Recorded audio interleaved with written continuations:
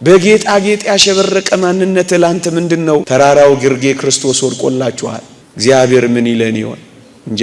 የክርስቶስ ስጋ የሆነው እኮ መንገድ ላይ ወድቆልሃል። ሁሉም ከትርፋቸው ሲጥሉ እሷ ከጉርለቷ ጣለች፣ ትዳሯን ሰጠች ብሎ አድንቋታል ጌታችን። ቅባት በተጠቀጠቁ የዓለማውያንን ራስ ከመንካት አቧራ የተጠቀጠቁ የቅዱሳንን እግር መሳም ይሻላል። በስመ አብ ወወልድ ወመንፈስ ቅዱስ አሃዱ አምላክ አሜን። ክቡራን አበው መነኮሳት፣ ክቡራን አበው ካህናት፣ መምህራን ወንጌል፣ ዘማሪያን፣ የተወደዳችሁ የእግዚአብሔር ቤተሰቦች፣ ለዚህ ታላቅና መልካም ሥራ ደፋ ቀና የምትሉ የማህበሩ አገልጋዮች፣ በዚህ ታላቅ የበረከት ሥራ እንድትሳተፉ መንፈስ ቅዱስ አነሳስቷችሁ ወደዚህ የእግዚአብሔር ማዕድና ሥራ የመጣችሁ ምእመናንና ምእመናት እንደምን ሰነበታችሁ? እንደምን አላችሁ? አሜን። በቸርነቱ የጠበቀን ስሙን እንድንጠራ የፈቀደልን የአባቶቻችን አምላክ የኛም አምላክ ልዑል እግዚአብሔር ዘላለማዊ ስሙ የተመሰገነ ይሁን። ድምጻችሁ አይሰማኝም? አሜን። ለተወሰነች ደቂቃ ለ30 ደቂቃ ጉባኤውን ምክንያት ያረገ የመሰብሰባችንን ዓላማ ያተኮረ ጥቂት መንፈሳዊ ሐሳቦችን እንነጋገራለን። እግዚአብሔር ከሁላችን ጋር ይሁን። ሰምተን ለመጠቀም እግዚአብሔር ይርዳን። ከተሰራውም ሥራ ከሚደከመውም ድካም በረከት ረድኤት ለሁላችንም ያሳትፈን። አሜን። ርዕሴ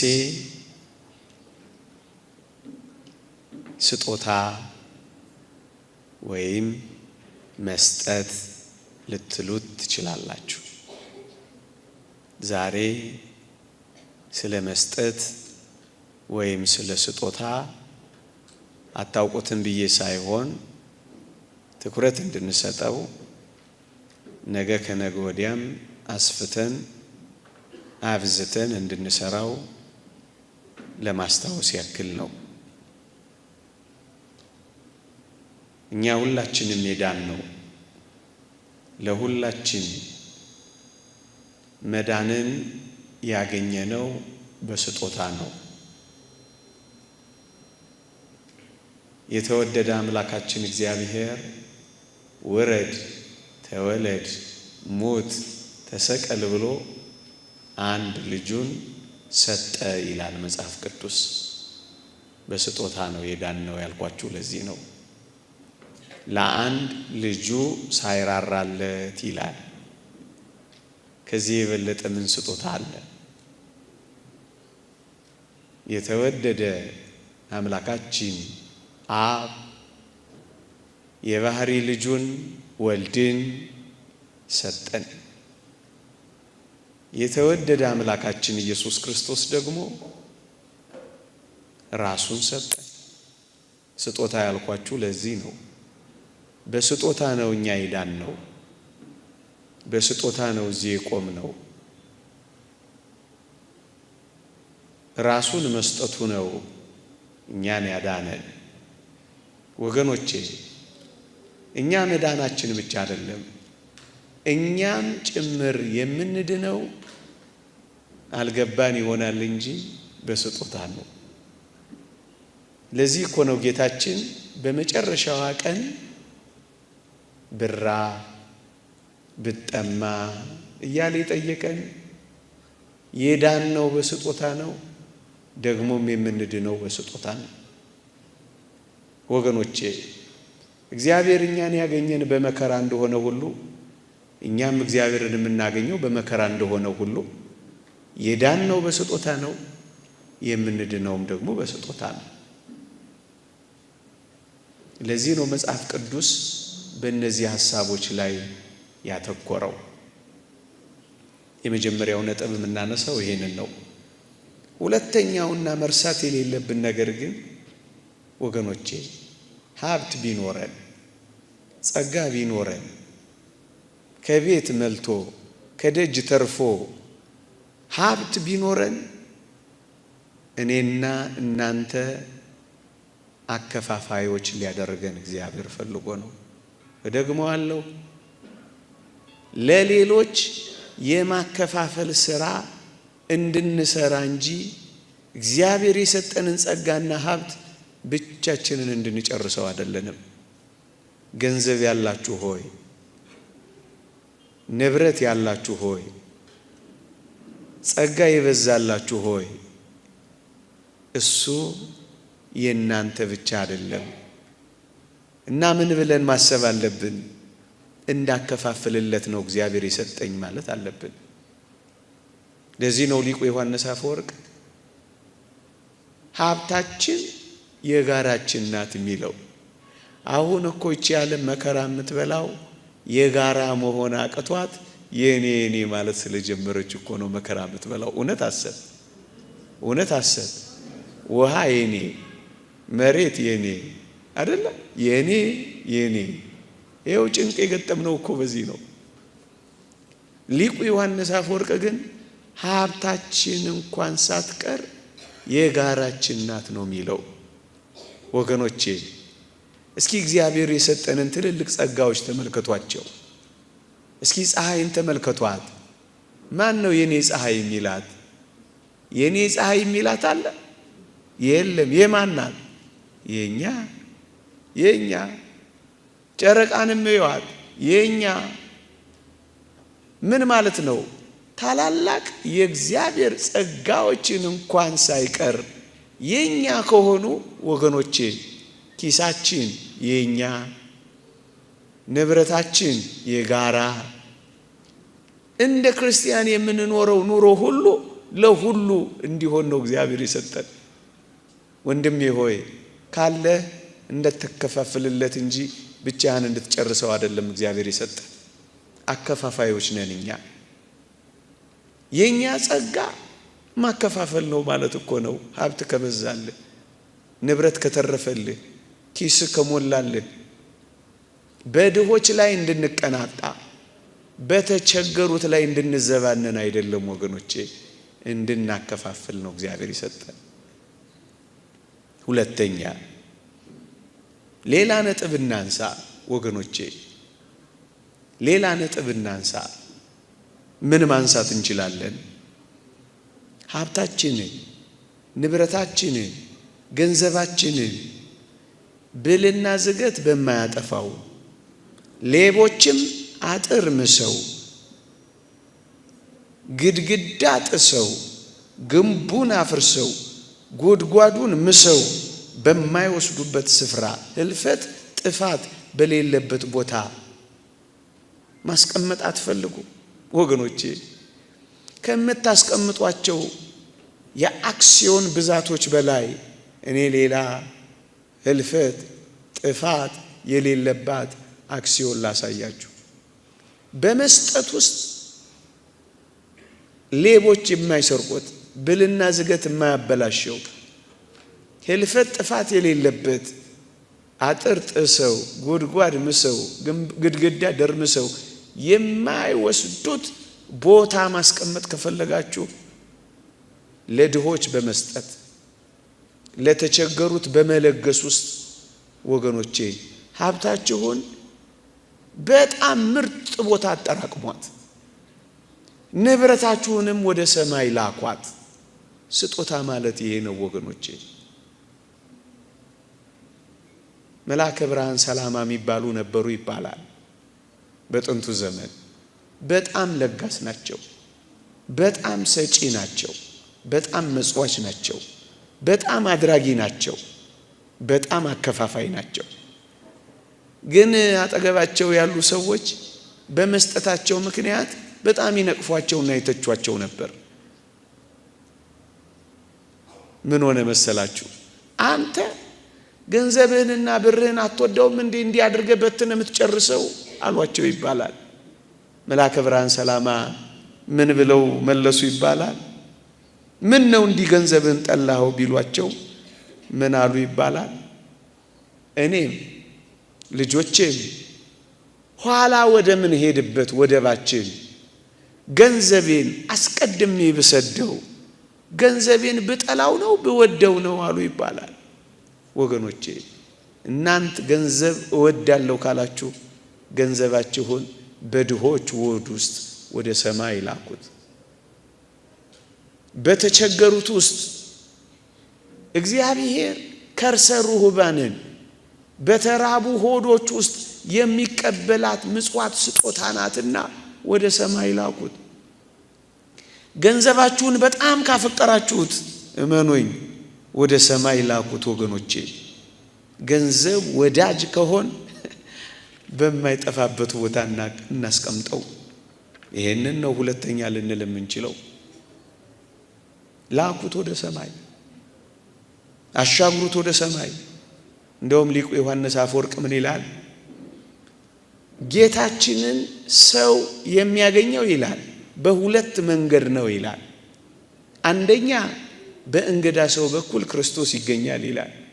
ሁለተኛ በደሃ ውስጥ ክርስቶስ ይገኛል ይላል።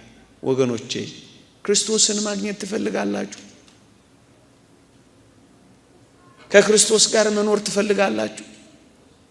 አምላኬን ልየው ትላላችሁ?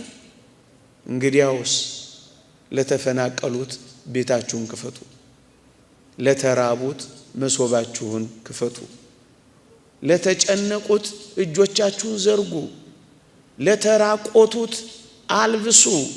ያኔ ክርስቶስን ታገኙታላችሁ። አንዳንዶች በጉባኤ ብቻ፣ በመዝሙር ብቻ፣ በቅዳሴ ብቻ ይገኝ። እንደውም በዋናነት እግዚአብሔር የሚገኘው እኮ በዚህ መንገድ ነው። አታስታውሱትም? የአባ ቢሾን ታሪክ ተራራው አናት ላይ ይገለጥልሃለሁ አለው ይባላል። እግዚአብሔር ተራራው አናት ላይ ይገለጣል ብሎ አወጀ። ሁሉም ወደ ተራራው ገሰገሰ። ተራራው ስር ግን አንድ መሄድም መራመድም የማይችል ምስኪን ሰው ነዳይ ወድቆ ነበረ። ሁሉም እየጣሰው፣ ሁሉም እየደረመሰው፣ ሁሉም እየረገጠው ወደ ተራራው እግዚአብሔርን ለማየት ገሰገሰው። አባ ቢሾይ ደረሰ። ሰውየውን ሲያየው አዘነ እና አባ ቢሾይ ወዴት እየሄዳችሁ ነው ብሎ ሲጠይቅ መልስ ያጣው ምስኪን መልስ ያገኘው ከአባ ቢሾይ ነበር። እግዚአብሔር ዛሬ በተራራው ላይ ይገለጣልና እሱን ልናይ ነው ምን ሄደው አለው። እባክህ እኔንም አሳየኝ አለው። አባ ቢሾይ አዘለው፣ አባ ቢሾይ ተሸከመው፣ አባ ቢሾይ አቀፈው። ሲሄድ ተራራው ላይ እግዚአብሔር የለም። ለካ እግዚአብሔር ያለው ተራራው ላይ ሳይሆን የት ነው?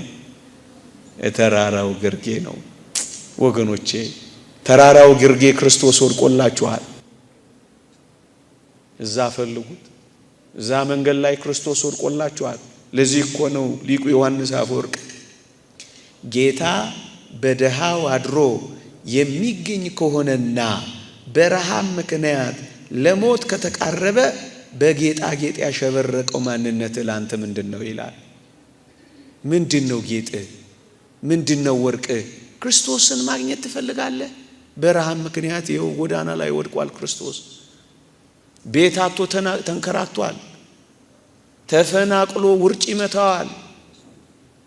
የሚያከራየው አጥቶ ብርድ ይጠበጥበዋል። ክርስቶስን ማግኘት ከፈለክ ያው ወድቆልሃል። ስጠው። የክርስቶስ እውነተኛ መቅደስ የአማኙ ነፍስ ናትና እናስጊጠው፣ ልብስም እንስጠው፣ ስጦታማ እንንፈገው፣ በእርሱ ጌታን እንኳን ደህና መጣ እንበለው ይላል አንድ ሊቅ። ተው ክርስቲያኖች፣ የምር ክርስቲያን መሆን እንጀምር እንጂ በጌጣጌጥ ያሸበረቀ እኔ እንደው ይቅርታ አድርጉልኝ፣ ምናልባት ይሄ ከጀርባ ያለው ዲኮር እንኳን እንዳትቀየሙኝ፣ ስወጣ ከዚህ አራተኛ ፎቅ ላይ እንዳጥሉኝ እንጂ እናንተዬ ስንት መቶ ሺህ ብሮች እየወጣባቸው አንዳንድ ዲኮሮች መቅደሳችን ላይ እንኳን እያየን ነው። እግዚአብሔር ምን ይለን ይሆን እንጃ።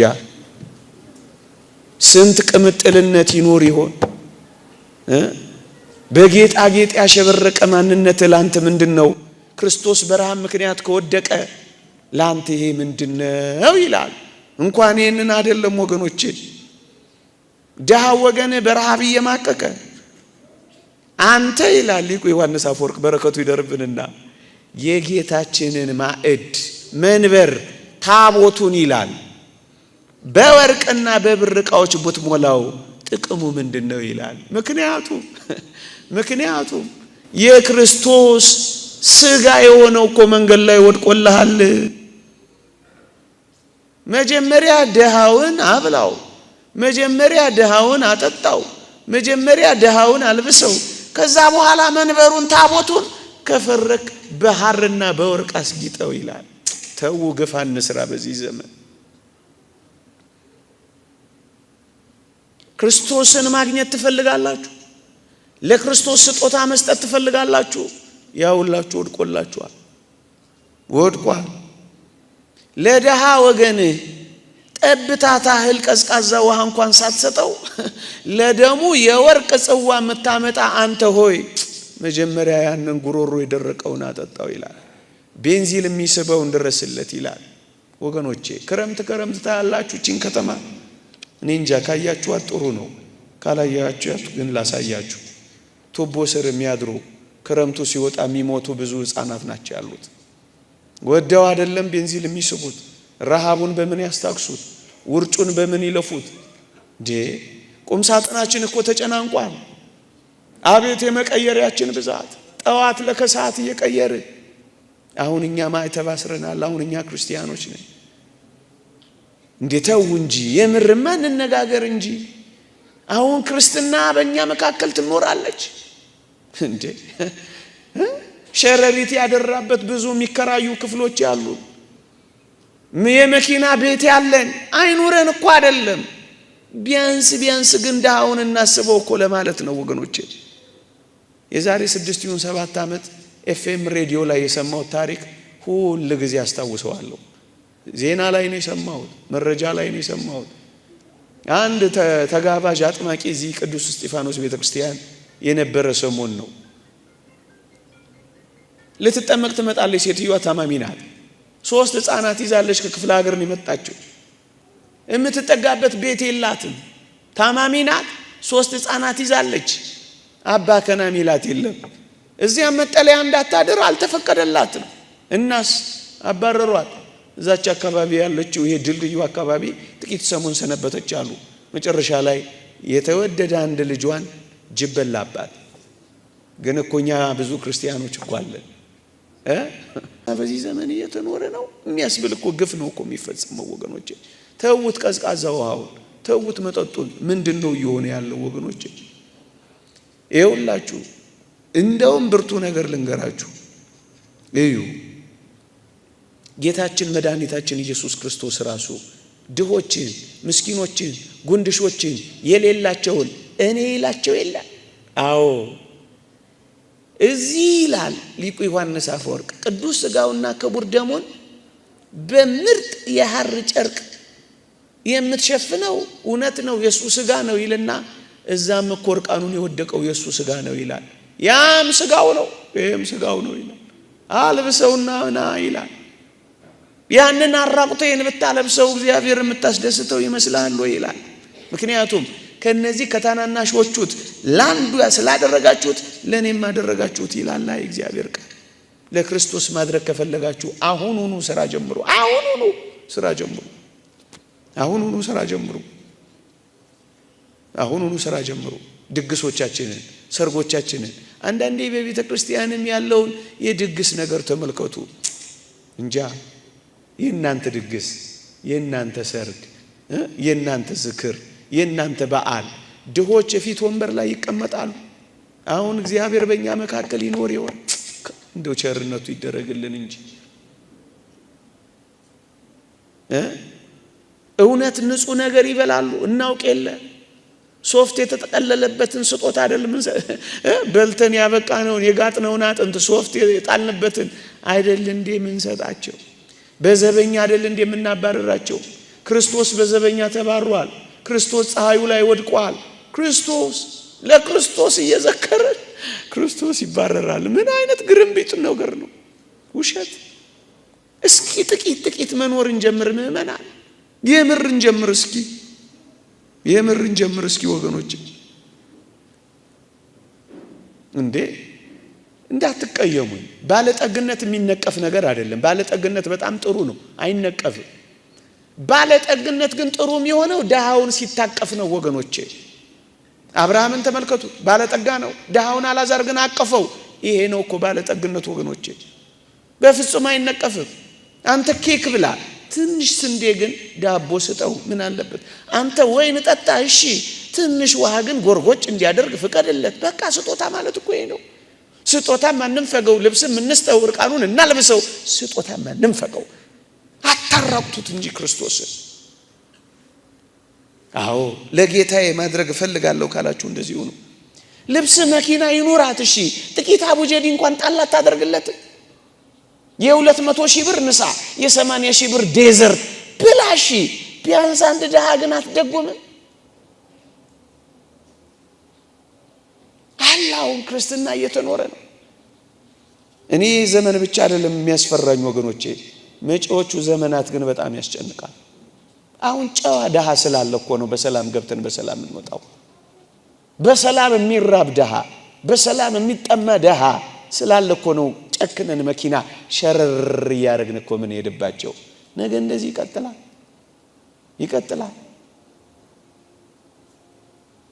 ይቀጥላል እንደዚህ።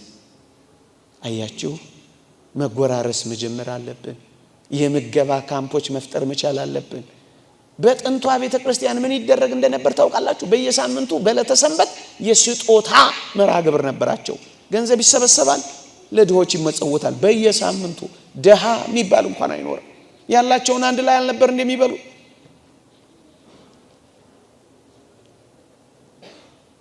የታል ስጦታ ወገኖች? የታል ስጦታ?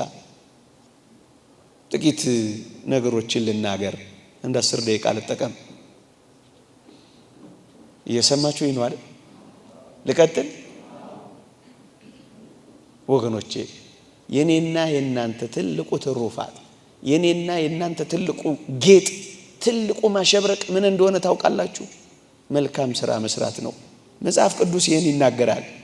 እግዚአብሔርን እንፈራለን ለሚሉት ሴቶች እንደሚገባ መልካም በማድረግ እንጂ በሹሩባና በወርቅ ወይም በእንቁ ወይም ዋጋው እጅግ በከበረ ልብስ አትሸለሙ ይላል። ሴቶች ሆይ፣ እናንተም ወንዶች ሆይ ልከኛ ልብስና ልከኛ ኗኗር አይበቃችሁ። ድሆችን በወርቅ ማስቀናት፣ ምስኪኖችን በጣም በሚገርም አለባበስ ማነሁለል ምን ይባላል? ከባድ እኮ ነው ወገኖቼ። ይልቅ የኔና የናንተ ጌጥ ይሄውና ምን መልካም ማድረግ ጌጥ ነው። ልጆችን በመልካም ማስተዳደር ጌጥ ነው። ለዚህ ነው ዮሐንስ አፈወርቅ በትሩፋት ታጌጡ ዘንድ እወዳለሁ የሚለው። ትሩፋት መስራትን፣ መልካም ስራ መስራት። ይሄ አሁን እናንተ እየሰራችሁት ያለው እንዴት ያለ ጌጥ መሰላችሁ? አሳያችኋለሁ መጨረሻ ላይ። እንዴት ያለ ጌጥ መሰላችሁ ወገኖቼ?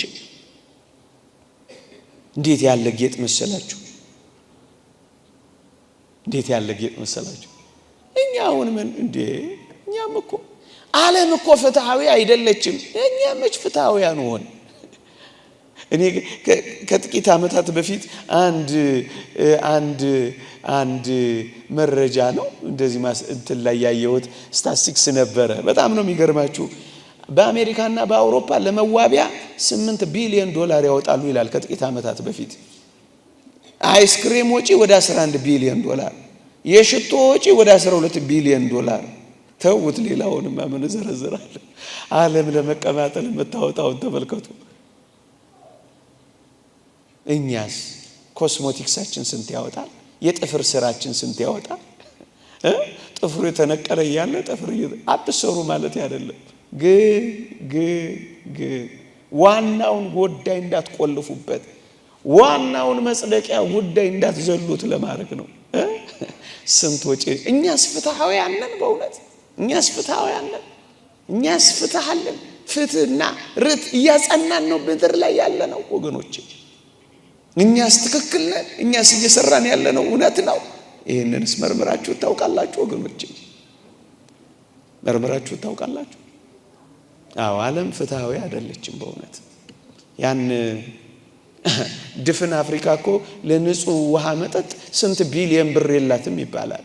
አንዳንዴ ያሳፈራል። ሸረር የምትልበትን መኪና እያየሁ አሁን ቅድም አይ ሹፈት እያልኩ እኮ ነው የመጣው። እንዲህ አይነት ቀልድ አለ? ንጹህ የመጠጥ ውሃ እኮ አፍሪካ የላትም። 9 ቢሊዮን ዶላር ነው ምናምን። አታ ንጹህ የመጠጥ ውሃ መከራዋን ትበላለች፣ ግንስ በውስኪ ትራጫለች። ይሄ ፍትሃዊነት ነው? ግን የነሱን ተውት፣ አይመለከተንም። ከሰሙን እሰየው። ኦርቶዶክሳውያን እናንተ ክርስቲያኖች ግን ፍትሃውያን መሆን ጀምራችኋል። ይሄ ልጅ ምን ይዘበዝበናል? አሁን ከዚህ ዘመን ድህነት በቀር ምን ዳኛ ራሳችን ድሃ አይደለም? እንኳን ልንመጸወት ይገባ የለ። ምንድን ነው የምታወራው እንዳትሉኝ አደራችሁ። አዎ እላችኋለሁ ማድረግ አለብን። መጽሐፍ ቅዱስ እጅግ አስገራሚ ሐሳቦችን ነው የሚሰጠን ወገኖቼ። እነሱን ቶሎ ብዬ አንስቼ ያበቃለሁ። መጽሐፍ ቅዱስ ጥልቅ ትምህርት ነው ያለው ወገኖቼ። ካልበለጸግን በቀር መስጠት አንችልም የሚል ሰው ካለ እንደሱ አይደለም ስጦታ ወገኖቼ። ጥቂት ማሳያዎችን ልስጣችሁ። የመቄዶንያ ክርስቲያኖችን ታውቋቸው ይሆን? በመቄዶንያ የነበሩ በመጽሐፍ ቅዱሳችን ላይ ያሉ የመቄዶንያን ክርስቲያኖች ተመልከቱ። በጣም ነው የሚደንቁት። ቢንያም በለጠም ይሄንን አይቶ መሰለ መቄዶንያ የሚለውን ለዚያ መርጃ ድርጅት ስም የሰጠው። 2 ነገር ነበረባቸው። አንደኛ ጥልቅ ድህነት ነበረባቸው፣ ሁለተኛ ብዙ መከራ ነበረባቸው። ታዲያስ ከጥልቅ ድህነታቸው ከብርቱ መከራቸው ምን እንዳደረጉ ላንብብላችሁ። እግዚአብሔር ቃል የሚለውን ምን ይላል? የድህነታቸው ጥልቅነት የልግስናቸውን ባለጠግነት አብዝቶታል ይላል። ምንም ድሃ ቢሆኑ መለገስ ግን አላቆሙም ነበረ። እንደውም ከድህነታቸው ጥልቅነት በላይ የልግስናቸው ባለጠግነት በዝቶ ነበረ። ስጥ። መጽሐፍ ቅዱስ የሚሰጥ አያጣም ይላል። ከሰጠህ ነው የማታጣው። እደግመዋለሁ፣ ከሰጠህ ነው የማታጣው። ስጥ። ይሄው የመቄዶንያን ክርስቲያን እንደውም ምን ይላል መሰላችሁ? እንደ አቅማቸው መጠን ከአቅማቸውም የሚያልፍ እንኳን ወደው እንዲሰጡ መመስክርላቸው። ከአቅማቸው በላይ ነው የሚሰጡት፣ ከአቅማቸው በላይ። ምክንያቱም ፍቅረ ቢጽ ገብቷቸዋል። የወንድም ፍቅር ከገባ ትሰጣለህ። መጽሐፍ ቅዱስ የሚለው ይሄንን ነው። ወንድምህ ገንዘብ እንደሚያስፈልገው እያወቅህ ካልሰጠኸው የእግዚአብሔር ፍቅር ባንተ ውስጥ መኖሩ በምን ላረጋግጠው ይላል መጽሐፍ ቅዱስ። ስጥ። ሁለተኛ የቆሮንቶስ ምዕመናንን ላስታውሳችሁ። የቆሮንቶስ ምዕመናን በአደጋ ምክንያት ከስረው ነበር። በአንድ ዘመን ላይ ቅዱስ ጳውሎስ እያለ ከስረው መናጢ ድሃ ሆነው ነበረ። ግን ምን እንደሆነ ታውቃላችሁ? ለቅዱስ ጳውሎስ ገንዘብ ማዋጣት አላቋረጡ። ብትከስሩ ብትደህዩም ባይኖራችሁም አካፍሉ። መጽሐፍ ቅዱስ ማካፈልን አትርሱ ነው እኮ የምትለው። አካፍሉ። ሁለተኛ ማሳያችን እነዚህ ናቸው። እንደውም ይላል፣ በጣም የሚደንቅ ነው።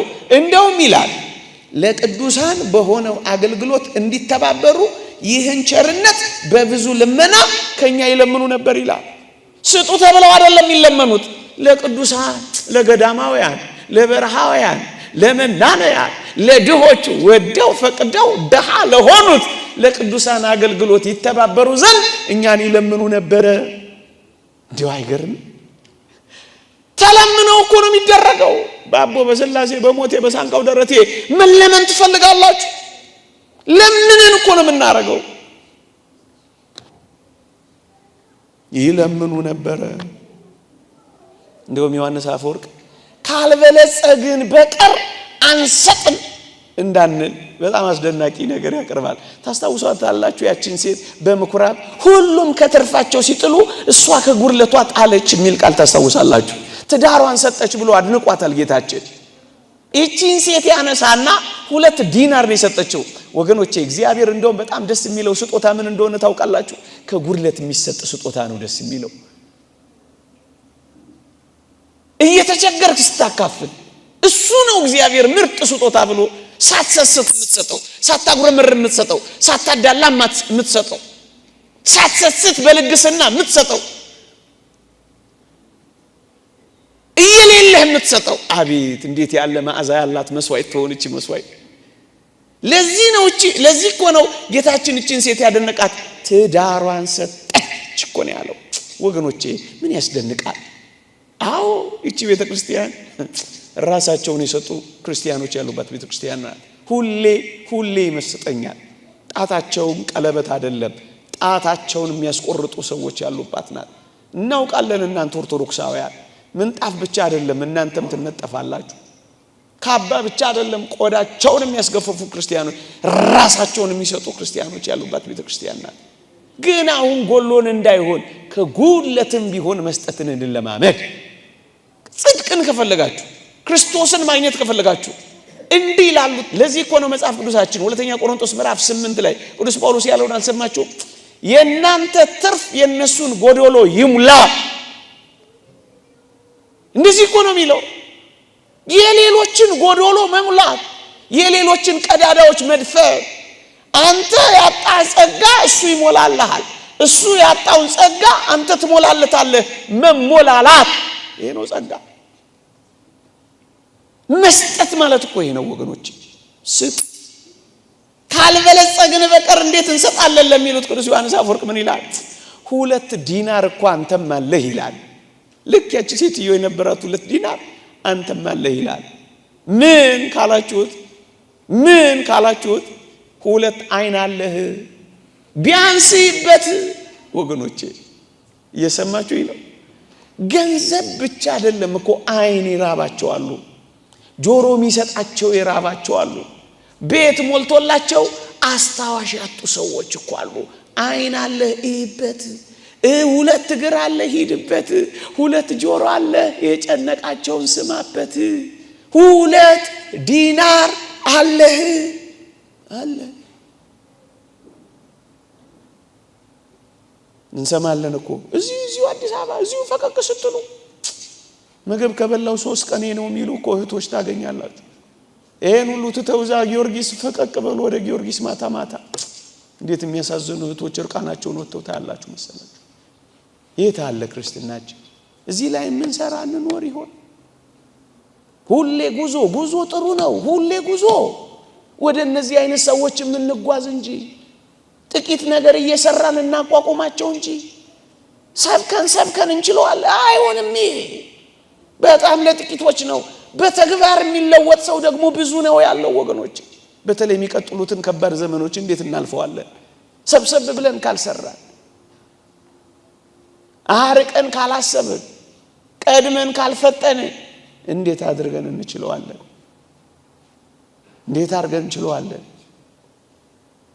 እሺ ሌላ የሚሰጥ ነገር ምንም ነገር የለኝም ካላችሁ ቢያንስ ጾም ትጾሙ የለ ጾሙና ስጧቸው ይላል መጽሐፋችን። እየሰማችሁኝ ነው? ጾሙና አጠራቅማችሁ ብሉ አይደለም ያለው። ምን አርጉ? ጾሙና አስቤዛ ቀንሳችሁ የወሩን ለ2 ወር አብቃቁ አይደለም የሚለን። ምንድነው የሚለን? ከጾም ከዛስ ስጥ። ያንተ አይደለም። እንደውም ፍትሐ ነገሥት ምን እንደሚል ታውቃላችሁ? የምንጾምበት አንዱ ምክንያት ምን እንደሆነ ታውቃላችሁ? እንዲህ ይላል፣ ዳግመኛ ጿሚው የረሃብን ችግር ያውቅ ዘንድ ይልና ለተራቡትና ለሚለምኑት ይራራላቸው ዘንድ ይላል። የምንጾመው ረሃብን ለመቅመስ ለሚራቡት ለመራራት ነው። ከጾምክ መጽውተው በቃ ያንተ አይደለም እሱ። ይሄን እስኪ አሁን አብይ ጾም እየቀረበ ነው፣ እንለማመደው እስኪ ወገኖች፣ እንተግብረው እስኪ ወገኖች፣ እንፈጽመው እስኪ ወገኖች። ይሄ ሁሉ ከሌለ እኔም ራሴ ምን ትላለህ አንተ ሰውዬ? እኔም ራሴ እኮ ነዳይ ነኝ፣ እኔም ራሴ እኮ ለማኝ ነኝ ብትል እንኳን አንድ ቃል ልንገር፣ የጠዋት ደሃ ለማታ ደሃ ይስጥ ይላል። ጠዋት ወተለመነና ለከሰዓቱ ስጣ። ያንተ ብቻ አይደለም ደግሞም የሌላው ነዳይ ነው። ይሄን ሁሉ የለኝም አልችልም ካልክ መጽሐፈ ቅዳሴያችን ምርጥ መፍትሄ ደግሞ ያመጣል። ምን ይላል? የሚሰጡት ከሌላቸው ላይ ፈቃዳቸውን ተቀብለ የምትፈጽም ይላል። በቃ ጸልይለት፣ ደረትህን ድቃለት፣ አልቅስለት፣ በርከክ በልለት፣ እዘንለት፣ ሐዘን ይሰማ ቢያንስ። እነዛ እኛ ነን እኛም እነዛ ነን ብለን ከሚሰቃዩት ጋር ተሰቃይ፣ ከሚፈናቀሉት ጋር ተፈናቀል፣ ከሚታመሙት ጋር ታመም፣ ከተቸገሩት ጋር ተቸገር። ወንጌል ይኖር እንጂ ምእመናን፣ ወንጌል ይኖር እንጂ፣ ወንጌል ይኖር እንጂ። ይሄን ሁሉ ካልኩ በኋላ አንድ ነገር ግን ሳልን መሄድ አልችልም። ይሄን ሁሉ ስለ ነዳያን ብቻ ማወራ ይመስላችኋል? ይኸውላችሁ በጎዳናችን አተው ነተው መታያቸው ወደው ፈቅደው ተገደው ወይ በተለያየ ምክንያት ሊሆን ይችላል፣ ታመው በተለያየ ምክንያት ሊሆን ይችላል። እንደውም አንዳንዱ በሰው እጅ መከራ የሚበላ ስንት ነው እናውቃለን እኮ። በየህሙማን ቤቱ በየጸበል ቤቱ ይንከራተቱ እየቻሉ የማይችሉ ሆነው የታሰሩ የተቀመጡ ሰዎች እኮ አሉ፣ በክፎች ታስረው።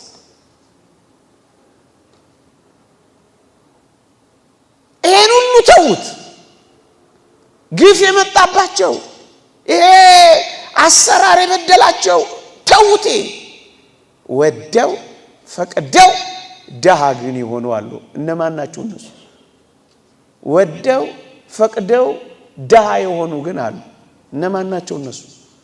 በየገዳሙ በየበረሃው ስለ ክርስቶስ ፍቅር ሲሉ ሙሉ ጊዜያቸውን ለአምልኮተ እግዚአብሔር የሰጡ፣ ከፍ ማለት እየቻሉ ዝቅ ያሉ፣ ድህነትን የመረጡ፣ ጽማዌን የመረጡ፣ ትህርምትን የመረጡ፣ ጾምን የመረጡ፣ ደሃ መሆንን የመረጡ፣ እያላቸው እንደሌላቸው የሚኖሩ ትተው የወጡ ደግሞ አሉ። እነዚህ ደግሞ ድሆች ያስደንቁ። እኔም ያስደንቁኝ እነዚህ ናቸው። በግድ ሳይሆን በውድ ደሃ የሆኑ፣ ፍቅሩ ደሃ ያደረጋቸው፣ በረሃ የከተታቸው፣ ምንም እንደሌላቸው ይሆኑ መብላት እየቻሉ ወደማይበላበት ህይወት ውስጥ የገቡ አይገርሙም? እነዚህ አሁን ለነሱ ነው የሚለመነው፣ ለነሱ ነው ዋካችሁ የሚባለው። ይሄ እኮ እንዴት እኮ ዘግናኝ ነገር ነው ወገኖቼ። ሌሊቱን ሙሉ እየጸለየ ለሚያድረው ሰው አንተ ያንኮራፋ እንድታደር እግሩ እየተንቀጠቀጠ ለሚለምንል ሰው ጥቂት ነገር ማድረግ ይሄ ብርቅ ነው፣ ድንቅ ነው።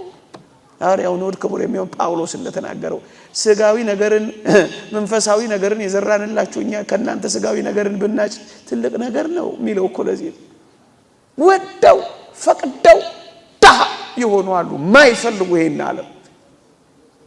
ለነሱማ እንዴት አብልጦ ማድረግ ይገባ ይሆን ወገኖቼ?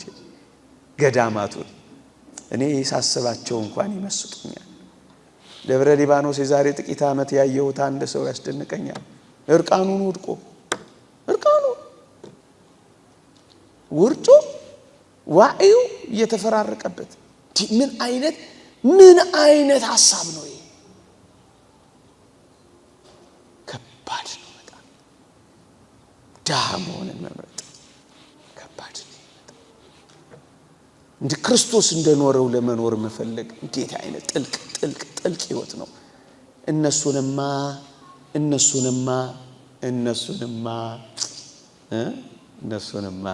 ዮሐንስ አፈወርቅ ሊቁ እንዳለው ቅባት በተጠቀጠቁ የዓለማውያንን ራስ ከመንካት አቧራ የተጠቀጠቁ የቅዱሳንን እግር መሳም ይሻላል ይላል። ባገኘነውና በሳምናቸው አቧራቸውን በተባበስ ነው፣ ሰንሰለታቸውን በሳም ነው። ሊቁ ዮሐንስ አፈወርቅ ነው የሚለው እግራቸውን ያዘው፣ ሰንሰለታቸውን የታሰሩበትም ሰንሰለት ካለ ሰንሰለታቸውን ሳመው ይላል። ምን አለ ባገኘነው። ኮስሞቲክስ ከተጡ፣ ሻምፖ ከታጠቁ፣ ብዙ የዓለማውያን ሂና ከተቀቡ፣ በቀለም ካበዱ ከብዙ ዓለማውያን ራሶች ይልቅ እንዲህ አይነቶቹ እግር ምን ነው በሳምን ይላል። ወደው ፈቅደው ይሄ ጉባኤ እንዲህ ላለው ትልቅ ስጦታ የተዘጋጀን ይመስለኝ። ከዚህ የበለጠ ስራ አለ? ያንን የባለጸጋ ልጅ አልሰማችሁትም? የደጋጎቹን የቅዱሳንን አኗኗር አየና እጅግ የባለጠጋ ልጅ ነው። ገዳም ገባላችሁ፣ የቅዱሳን ሕይወት ናፈቀውና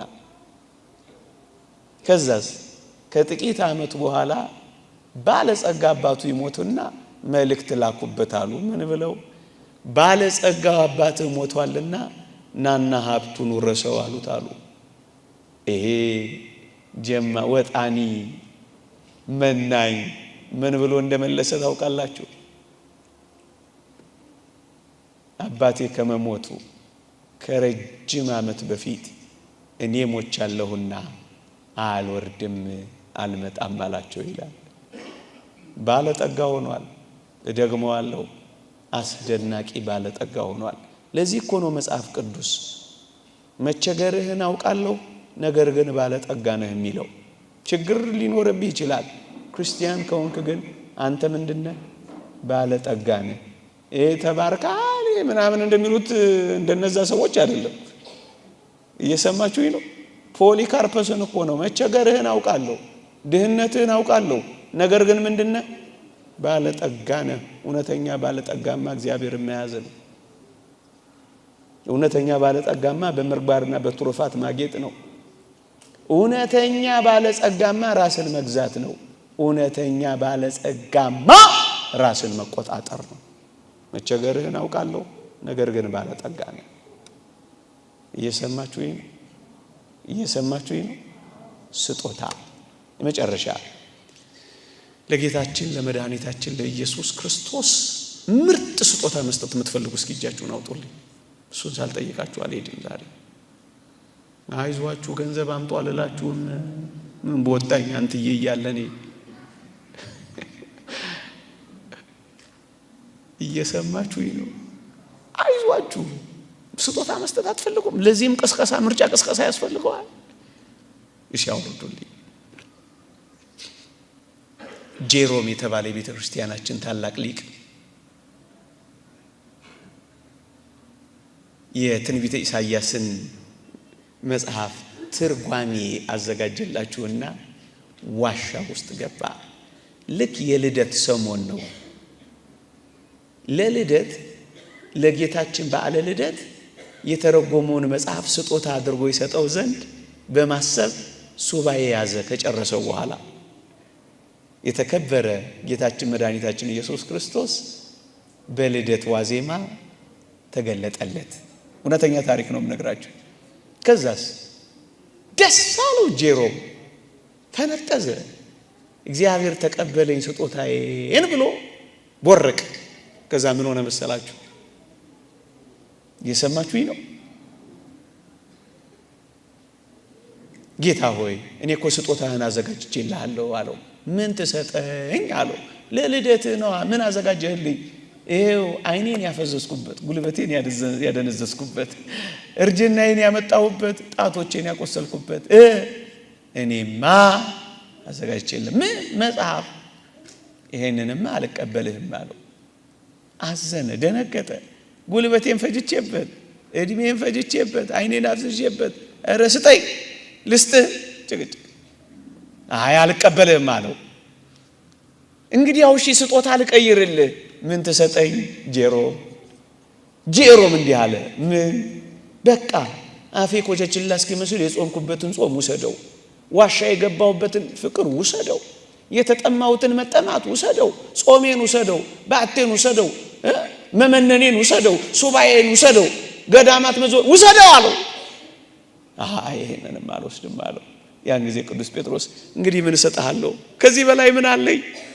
ስጦታም የለኝ ብሎ ተጨነቀ። ጌታችን ግን እንዲህ አለው። የተወደደ ጌታችን ግን አንድ ስጦታ ጠየቀው። ምን አለው? ጄሮም ሆይ ለዚህ ለልደቴ ጥሩ ስጦታ ልትሰጠኝ ከፈለክ እባክህ ጄሮም ሆይ ዛሬ ለኔ ኃጢአትህን ስጠኝ፣ በደልህን ስጠኝ አለው። እናንተ ኦርቶዶክሳውያን እስካሁን ከነገርኳችሁ ስጦታ በላይ ለክርስቶስ ዛሬ ስጦታ ልትሰጡ ከተሰበሰባችሁ ኃጢአታችሁን ስጡት፣ በደላችሁን ተውለት። ይቆየን። ስጦታ